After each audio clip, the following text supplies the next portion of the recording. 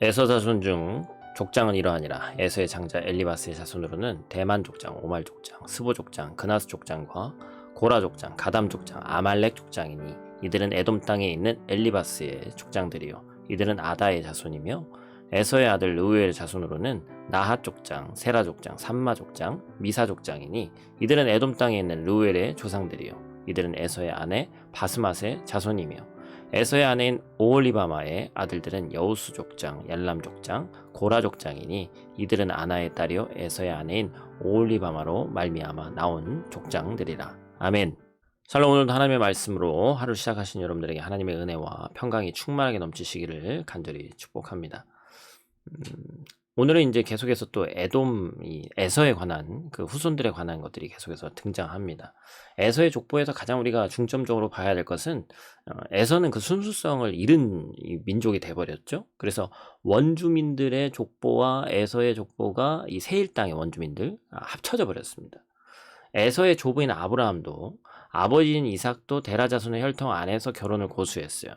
가나안 땅에 결혼할 사람이 없기 때문에 종을 통해서 멀리 고향 땅에서 리브가를 데려온 이삭의 결혼 스토리를 우리가 잘 알고 있습니다. 에서는 이렇게 태어난 사람임에도 불구하고 이방 여인하고 너무 쉽게 결혼을 하죠. 그래서 창세기 36장 2절에 보면 에서가 가나안 여인들과 결혼했다라는 그런 기록이 나옵니다. 에서는 언약 안에 머물던 자기 가족의 뿌리를 떠나고 약속의 땅마저도 손쉽게 떠났어요.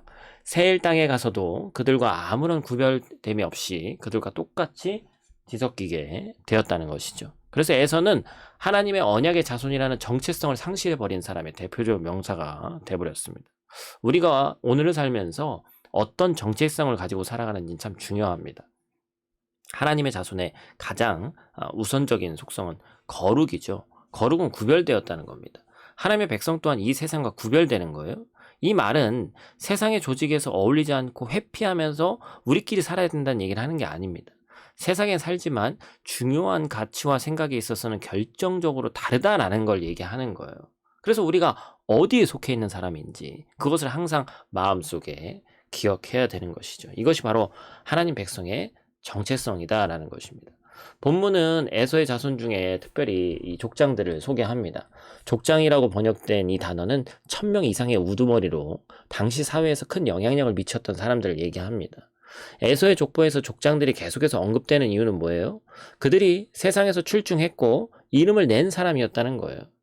하나님 백성의 정체성을 지키면서 하나님 주신 약속의 땅에서 살아가는 야곱은 이후 바로 앞에서 자신의 세월을 돌아보면서 내가 험악하고 수고로운 세월을 지냈다 이렇게 얘기합니다. 그래서 야곱은 그러한 힘겹게 삶을 살아가고 있는데 마치 에서는 세상적으로 승승장구하고 그 이름과 명성이 드높아지는 것 같이 보였다는 거예요. 에서는 족장들을 많이 배출하는 세상이 부러워하는 명문 집안이 되어가는 것 같은 모습이 우리가 보고 있는 야곱의 시점으로 봤을 때 이것이 어떻게 된 일이냐. 나는 하나님 백성인데 이 고민이 바로 오늘 우리의 고민이라는 것이죠.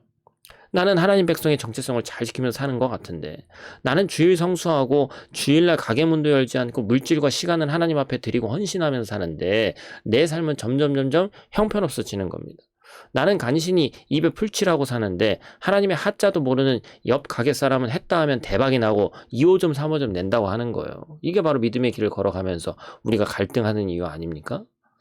여러분은 에서의 족보에 속하고 싶습니까? 아니면 야곱의 족보에 속하고 싶어요? 내 가문이 에서와 같은 가문이 되기를 바랍니까? 야곱과 같은 가문이 되기를 바랍니까? 성경은 우리에게 당신이 어디에 속할 것인가를 계속해서 묻고 있어요. 세상의 관점에서 성공한 가문은 분명히 에서의 가문입니다. 그러나 구원의 은혜는 야곱의 자손에게 주어졌습니다. 구원의 은혜는 신앙인에게만 주어지는 것이기 때문에 그렇죠. 어제도 말씀드렸다시피 에서의 성공은 불과 몇 세대를 가지 못했습니다. 뿌리가 없는 풀처럼 뿌리를 제대로 내리지 못하고 끝났죠. 하나님께 우리가 온전히 뿌리 내린 자가 되어야 됩니다. 하나님께서는 반드시 그런 자를 책임지시고 모든 것을 합력해서 선을 이루어 내실 것입니다. 그 하나님을 기대하며 오늘 하루도 승리하는 저와 여러분들 되시기를 간절히 축복합니다. 기도하겠습니다. 하나님, 사방에 막혀 있을 때 우리의 시선이 하늘을 향해 있기를 원합니다. 우리는 이 땅에 뿌리 내리고 있는 또한 이 땅의 하나님 나라의 백성으로 하나님이 우리를 아시고 기억하시고 무엇보다도 예수 그리스도의 십자가 은혜로 구원받은 백성임을 잊지 않고 살아갈 수 있도록 도와주시옵소서.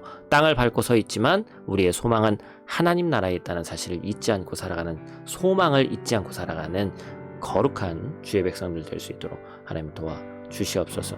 특별히 그 믿음을 갖고 살아갈 때 인간적인 눈으로는 없는 것 같고 뒤처지는 것 같지만 공급하시는, 때에 맞게 우리에게 주시는 그 하나님을 믿고 먼저 그 나라와 의를 구하며 승리하는 우리 되길 원하오니 하나님 함께하여 주시옵소서. 오늘 하루도 눈동자와 같이 지킬 줄 믿사오며 예수님 귀하신 이름으로 기도드립니다. 아멘.